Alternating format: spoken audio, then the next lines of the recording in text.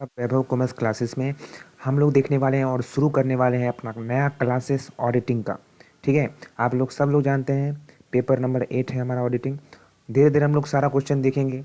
एक तरह से हमारा ये क्वेश्चन बैंक है वैभव कॉमर्स क्लासेस का। ठीक है, तो पूरा का पूरा जो क्वेश्चन बैंक है आपको हम लोग प्रोवाइड कर देंगे पूरा लेक्चर ख़त्म होने के बाद। ठीक है, वैसे हम लोग हर एक वीडियो के बाद जो जो क्वेश्चन का लेक्चर है वो आपको पीडीएफ प्रोवाइड कर दिया जाएगा। कहाँ किया जाएगा राजा? टेलीग्राम चैनल पर किया जाएगा। कहाँ किया जाएगा?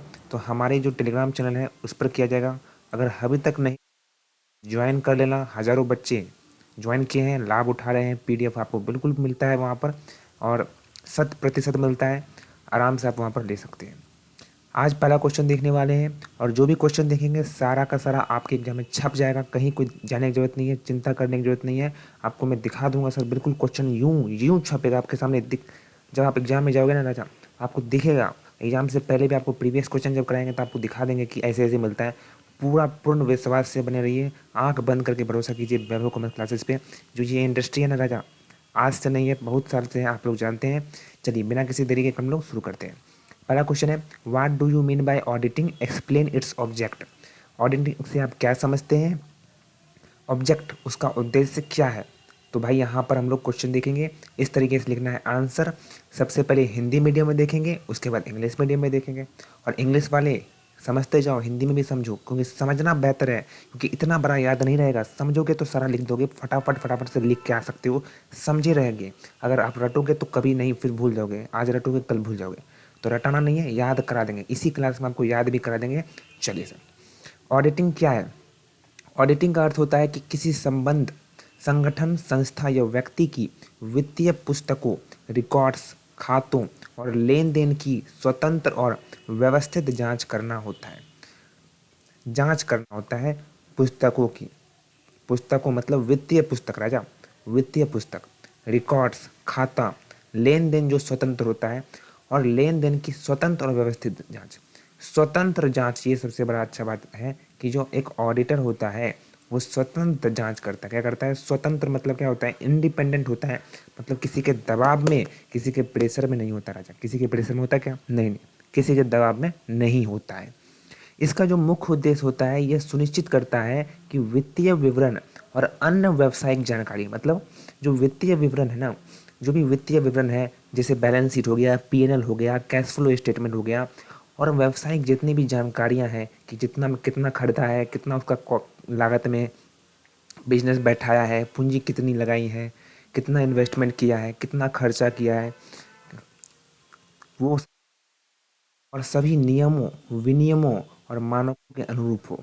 मतलब जितनी बातें वो सत्य हो, सच्चाई से भरपूर हो, उसका एक्चुअल में वो एक्सपेंस हो, असल में वो खर्च किया हो। ऐसा नहीं कि भाई जानबूझ के वो 2000 5000 खर्चा लिख दिया कि ये खर्चा बिजनेस का, ना ना, उसका असल निरूपित होना चाहिए। समझ रहे हो? सारे मानकों के अनुरूप होना चाहिए। ऑडिटिंग केवल वित्तीय रिकॉर्ड की जांच तक सीमित नहीं होता है कि सर केवल वित्तीय रिकॉर्ड जांच कर लिया उसको कहते हैं ऑडिटिंग। ना राजा ना, बल्कि यह संगठन की आंतरिक नियंत्रण प्रणाली, परिचालन प्रक्रियाओं और प्रबंधन नीतियों को भी समीक्षा करता है। मतलब केवल व केवल वित्तीय रिकॉर्ड्स जितनी होती है जानकारी को जांच कर लेना ही ऑडिटिंग नहीं होता है, बल्कि संगठन की आंतरिक नियंत्रण प्रणाली, जो इंटरनल कंट्रोल जो होता है, इंटरनल कंट्रोल होता है, या फिर जो परिचालन प्रक्रिया होता है और प्रबंधन नीतियाँ होती है, उसको भी समीक्षा करना होता है कि ये सब सही ढंग से चल रहा है या फिर नहीं चल रहा है। ऑडिटिंग आमतौर पर किसी स्वतंत्र ऑडिटर, मतलब एक्सटर्नल ऑडिटर से कराया जाता है। मतलब कंपनी के बाहर वाले आदमी से कराया जाता है, कंपनी के बाहर वाले ऑडिटर से कराया जाता है। अंदर वाले तो सर वो तो सही से गलत को भी सही मान लेगा, है ना। तो बाहर वाले लोग, जो लोग होते हैं, मतलब वो जो ऑडिटर होते हैं बाहर, कंपनी के बाहर, वो कंपनी से कोई उसका नाता नहीं होना चाहिए, कंपनी से कोई लेन देन नहीं होना चाहिए। कंपनी से नाता होगा क्या? ना ना जाना। कंपनी से लेन देन होगा क्या? नहीं। कोई रिश्तेदार कंपनी के साथ, उसके साथ उसका रिश्ता होगा क्या? नहीं। मतलब बिल्कुल बाहर, वो स्वतंत्र है, उसका कोई लेन देन ही नहीं, कोई मतलब ही नहीं था। वो आया कंपनी में, अब वो जांच कर रहा है, तो उसको हम लोग एक्सटर्नल ऑडिटर कहते हैं। यह संगठन के आंतरिक ऑडिट विभाग, इंटरनल ऑडिटर द्वारा की जाती है। किसके द्वारा की जाती है? इंटरनल ऑडिटर के द्वारा की जाती है। वो तो एक्सटर्नल ऑडिटर द्वारा किया जाता है, वो तो एक्सटर्नल ऑडिटर के द्वारा किया जाता है, लेकिन जो संगठन के आंतरिक ऑडिट होते हैं ना, जो संगठन के आंतरिक ऑडिट विभाग होते हैं वो इंटरनल ऑडिटर के द्वारा की जाती है। समझ रहे बात को? ऐसे तो सर सुनो मेरी बात, ऐसे तो सर जो ऑडिटिंग होता है वो बाहरी जो स्वतंत्र ऑडिटर होते हैं उनके द्वारा की जाती है, लेकिन सर रोज़ रोज़ तो बाहरी का ऑडिटर करता नहीं है, वो तो साल में एक ही बार आगे करता है। तो साल में सही से सारा काम चल रहा है या फिर नहीं, वो हम और आप तो जानेंगे नहीं, वो तो ऑडिटर जानेगा। इसीलिए कंपनी ऑडिटर को रखती भी है ना, एक ऑडिटर को रखती भी है, ताकि वो समय समय पर जांच करता रहे कि सही बना रहा है या फिर नहीं। बाद में वो बाहर वाला ऑडिटर आएगा तो फटके देगा, बाद में वो बाहर वाला ऑडिटर आएगा तो फटके देगा कि भाई गलत क्यों बना दिया। समझा क्या? Yes sir. ऑडिटिंग को मुख्य दो भागों में बांटा जाता है, पहला है आंतरिक और दूसरा है बाहरी। दो भागों में बांट दिया गया। आंतरिक ऑडिटर क्या होता है कि यह किसी संगठन के भीतर ही जानना, मतलब कोई भी संगठन के भीतर ही होता है, कंपनी के अंदर ही होता है, वो कंपनी के ही एम्प्लॉय के तरह होता है। एम्प्लॉय जैसे होता है ना वैसे ही होता है, कर्मचारी होता है ना वैसे ही ये भी होता है इंटरनल ऑडिट भी, है ना। जो नियमित प्रक्रिया होती है, रोज़ रोज़ वो देखता रहता है कि भाई सारा काम सही से कर रहा है या नहीं, बिल मेंटेन कर रहा है या फिर नहीं। बाद में बाहर वाला कंपनी का आएगा ऑडिटर, बाहर से जो ऑडिटर आता है वो बड़ा फटके देगा कि भाई बिल निकालो, ये निकालो। तो उसमें क्या होता है राजा, वो हर कोई तो जानकारी रखता नहीं है, इसलिए एक ऑडिटर को रखा जाता है जिसको हम लोग कहते हैं इंटरनल ऑडिटर, जिसे संगठन के आंतरिक ऑडिट विभाग द्वारा किया जाता है। इसका उद्देश्य होता है कि संचालन की दक्षता, नीति अनुपालन और संभावित जोखिम को पहचान करना कि भाई वो गलती मत करना, इसकी पूरा बिल लेना, इसका ये जो खर्चा दिखा रहे हो इसका सही में आपके पास पूरा डाटा है या फिर नहीं। डाटा मेंटेन करना पड़ता है, एंट्री डालना पड़ता है, रिकॉर्ड मेंटेन करना पड़ता है।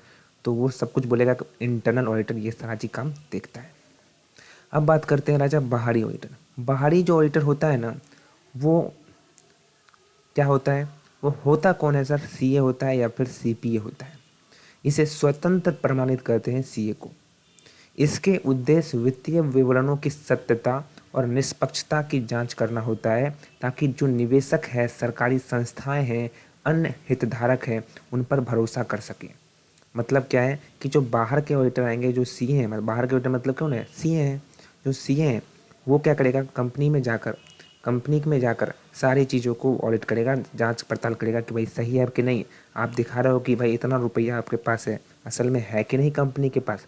क्योंकि कल को जब कंपनी इशू करेगी शेयर, बाद में तो इन्वेस्टर लाभ कमाने के लालच में कंपनी पर पैसा लगा देगा और राजा इन्वेस्टर का पैसा डूब जाएगा, तो उसका कौन जिम्मेदार होगा?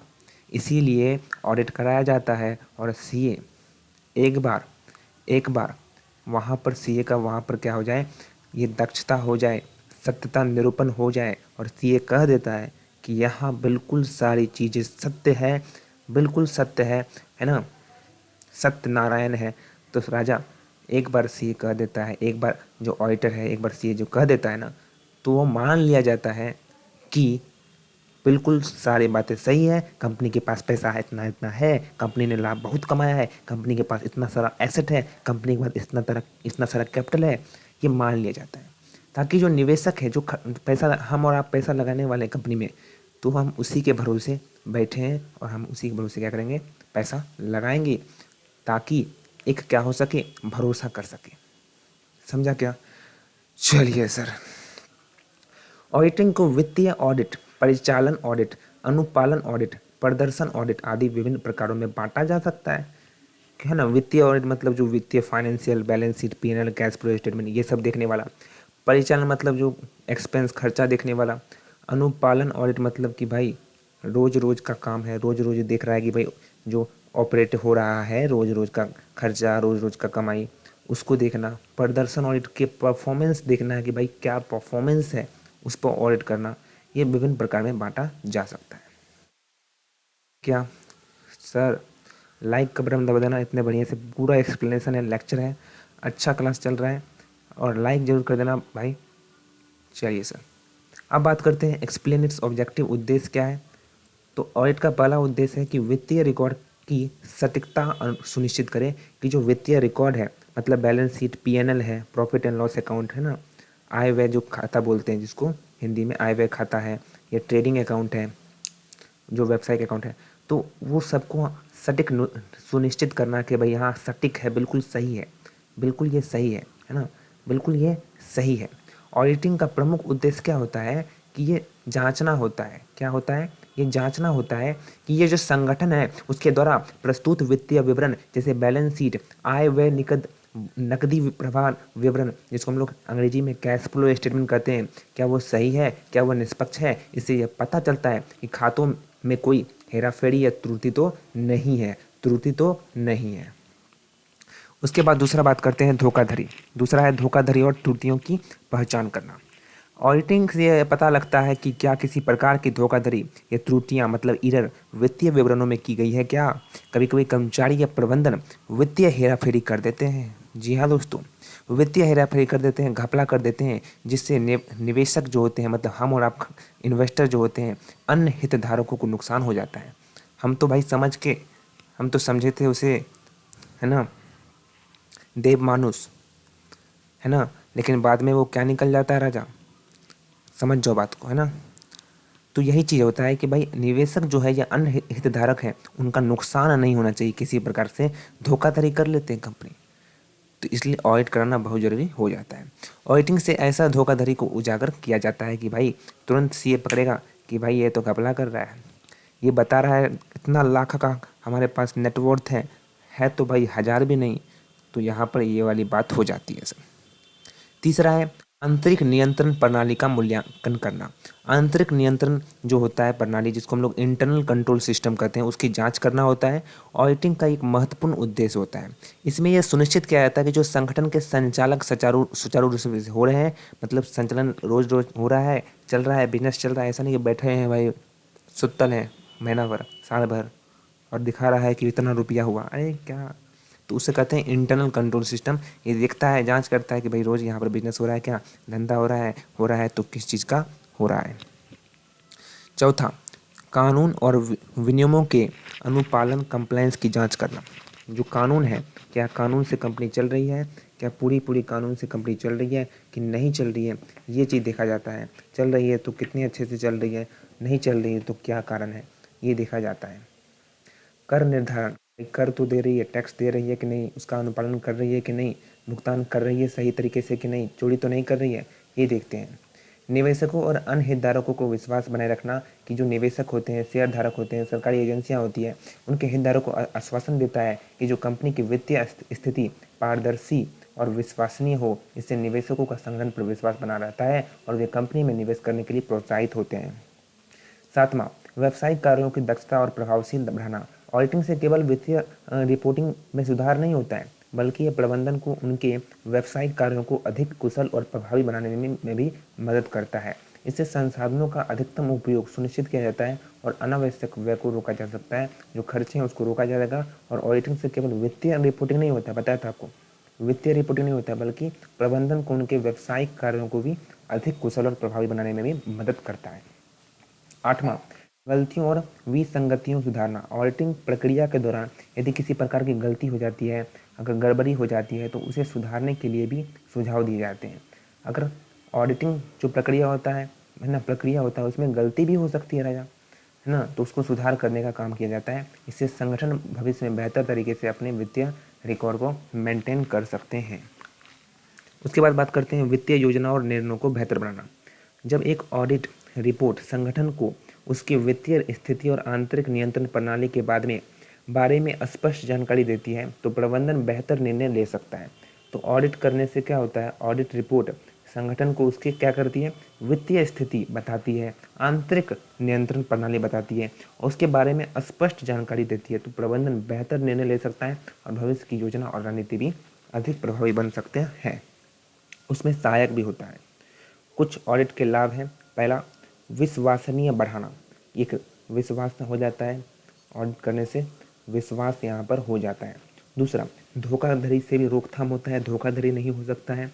तीसरा, कानूनी अनुपालन भी होता है कि ये सुनिश्चित किया जाता है ऑडिट से कि भाई कानून का पालन कर रही है या फिर नहीं कर रही है। चौथा, बेहतर वित्तीय योजना भी होता है, इससे ये बेहतर संगठन को अपनी वित्तीय स्थिति भी ज्ञान होता है। अगला, शेयर धारकों का विश्वास होता है। यदि कंपनी नियमित रूप से ऑडिट कराती है तो शेयर धारक विश्वास करते हैं कि सारी बातें यहाँ पर सही और सच्चाई लिखी है। चलिए सर, इतना लिखना पड़ेगा, बिल्कुल इतना लिखना पड़ेगा, नहीं लिखोगे नहीं मिलेगा नंबर। चलिए अब इंग्लिश में देखते हैं मीनिंग ऑफ ऑडिटिंग। जो आपको हिंदी में समझाया वही चीज़ इंग्लिश में भी है, बस आपको एक बार रीड कर देते हैं। Auditing refers to independent and systematic examination of an organization, financial book record, accounts and transaction. All the financial books, records, accounts and transaction are examined by the independent auditor. Is known as auditing. The main primary objective of auditing is to ensure. Main primary objective what? Main primary objective is auditing to ensure, ये ensure करता है कि जो financial statement है, other business information है, वो accurate है क्या, फेयर है क्या, मतलब सही है क्या, एंड कंप्लाई है, मतलब वो कंप्लाई तो कर रहा है पूरे रूल्स एंड रेगुलेशन को, कर रहा है या नहीं। तो इससे ये पता चलता है ऑडिटिंग से। Auditing is not just limited to verifying financial record. केवल फाइनेंशियल रिकॉर्ड को वेरीफाई नहीं करता है, बल्कि एवेल्यूएट भी करता है इंटरनल कंट्रोल सिस्टम को भी, ऑपरेशनल प्रोसेस को भी, मैनेजमेंट पॉलिसी को भी। ठीक है सर। ऑडिटिंग को दो कैटेगरी में बांट दिया गया है। पहला है इंटरनल ऑडिट और दूसरा है एक्सटर्नल ऑडिट। इंटरनल ऑडिट का मतलब होता है ऐसे जो ऑर्गेनाइजेशन के अंदर में ही जो ऑडिटर ऑडिट करते हैं उसको हम लोग इंटरनल ऑडिट करते हैं, जो कि रोज़मर्रा का खर्चा है, रोज़मर्रा का आय है, रोज़मर्रा का जो ऑपरेटिंग एक्टिविटी हो रहा है उसमें जो भी बातें होती हैं उसको जो ऑडिटर होता है वो संभाल के रखता है, सारे बिल को, डाटा को, एंट्री को, रिकॉर्ड्स को, ताकि कल को जो बाहर से एक्सटर्नल ऑडिटर आएगा वो जब मांगेगा तो उसे दे सके। तो वो सारा का सारा जो जिम्मा है वो इंटरनल ऑडिटर के हाथों रहता है। इंटरनल ऑडिटर एक तरह से कर्मचारी है, वो एम्प्लॉय की तरह ही है जैसे कंपनी के अंदर होता है। वो कंपनी के अंदर है, जैसे ये कंपनी है इसके अंदर ही वो एम्प्लॉय है, उसको हम लोग कहते हैं इंटरनल ऑडिटर। और कंपनी के बाहर है कोई, वो इंडिपेंडेंट है, कंपनी का बाहर का ऑडिटर है, इसको हम लोग एक्सटर्नल ऑडिट कहेंगे। इससे और इससे नाता नहीं है इसका। ठीक है, ये तो बाद में आकर जांच करेगा साल में एक बार आप। ठीक है, चलिए। तो इंटरनल ऑडिट क्या होता है? इसका मेन ऑब्जेक्टिव होता है ऑपरेशनल इफिशियंसी, पॉलिसी कंप्लायंस और पोटेंशियल रिस्क को क्या करना, संभाल कर रखना। दूसरा एक्सटर्नल पॉलिसी। एक्सटर्नल पॉलिसी क्या होता है? एक्सटर्नल ऑडिट क्या होता है, सॉरी, जो इंडिपेंडेंट हो और सर्टिफाइड ऑडिटर हो, सर्टिफाई होना चाहिए सीए या फिर सीपीए।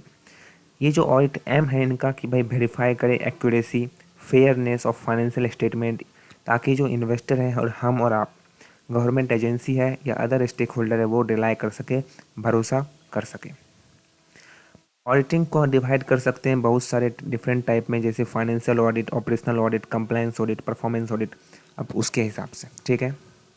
ऑब्जेक्टिव ऑफ ऑडिटिंग पहला है ensuring accuracy of financial report. जो फाइनेंशियल रिपोर्ट रिकॉर्ड होता है बताता है, ये सुनिश्चित करता है सही है कि गलत है ना।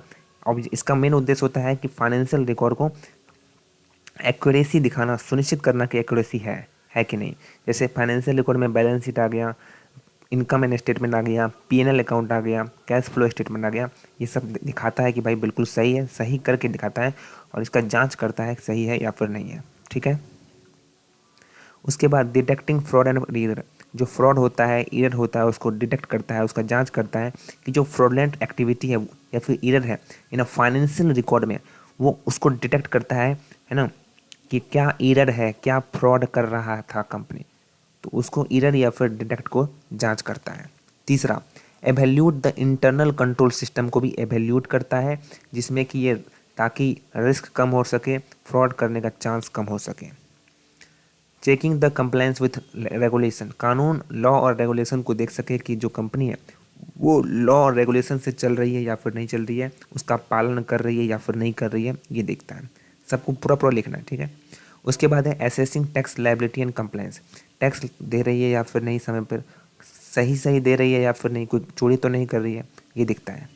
उसके बाद building investor and stakeholder confidence, ताकि जो इन्वेस्टर होते हैं और स्टेक होल्डर होते हैं उनका कॉन्फिडेंस बढ़ता है, भरोसा बढ़ता है, विश्वास बढ़ता है। यहाँ ऑडिट किया हुआ है मतलब जांच किया हुआ है, सारी बातें सही लिखी हुई है, इससे विश्वास बढ़ता है। Improving operational efficiency and effectiveness, तो ऑपरेशनल जो रोज़मर्रा का इफेक्टिव ऑपरेशनल है मतलब ऑपरेटिंग एक्टिविटी है या जो भी एक्टिविटी हो रहा है उसमें इम्प्रूव हो सकता है। हाँ, अच्छे से काम करने लगेगा, सारे चीज़ को एंट्री डाटा को मेंटेन करने लगेगा, सारे रिकॉर्ड को मेंटेन करने लगेगा, बिल को मेंटेन करने लगेगा, है ना। इससे क्या होगा, ऑपरेशनल एक्टिविटी और इफ़िशियंसी और भी बढ़ेगा, है ना। सारे काम बहुत ही बेहतर तरीके से होंगे ऑडिट के डर से। उसके बाद बात करते हैं करेक्टिंग एरर एंड इरेगुलरिटी। अब एरर हो गया तो उसको करेक्ट करता है, सही करता है, गलती को सुधारता है, जो इरेगुलरिटी है उसको रेगुलर में लाता है ना। तो मिस्टेक को सुधारना, गलती को सुधारना, उसको ढूंढना और उसको सुधारना ही ऑडिट का प्रोसेस होता है। उसके बाद enhancing the financial planning, financial plan है या फिर जो डिसीजन मेकिंग होता है वो भी बढ़ता है ऑडिट से। ठीक है सर, कुछ बेनिफिट क्या क्या है तो ये लिखना पड़ेगा कि भाई रिलायबिलिटी इन्हांस, भरोसा बढ़ता है, प्रिवेंट फ्रॉड, फ्रॉड से बचता है। कौन बचता है, इन्वेस्टर बचता है। इंश्योर लीगल कंप्लायंस, जो लीगल कंप्लायंस है उसको इंश्योर करता है कि भाई कानून से चल रहा है या फिर नहीं चल रहा है। फाइनेंशियल प्लानिंग इंप्रूव होता है और इन्वेस्टर कॉन्फिडेंस भी बढ़ता है। भाई इन्वेस्टर जो होते हैं हम और आप निवेशक कि एकदम समझ जाते हैं कि भाई इस कंपनी में ऑडिट है, बिल्कुल सही बात है, सारी चीज़ सही लिख रहा है, सच में कंपनी का इतना वर्थ है, इतना नेटवर्थ है, इतना इसका एसेट है, लगाना चाहिए पैसा। तो ये इन्वेस्टर का कॉन्फिडेंस भी बढ़ता है। थैंक यू सो मच, अच्छे से बता दिया, समझा दिया, इसको आपको एक दो बार लिख लेना है। इसका पीडीएफ मिलेगा हमारे टेलीग्राम चैनल पर, लिंक डिस्क्रिप्शन में दिया हुआ, ज्वाइन कर लीजिएगा। Thank you so much.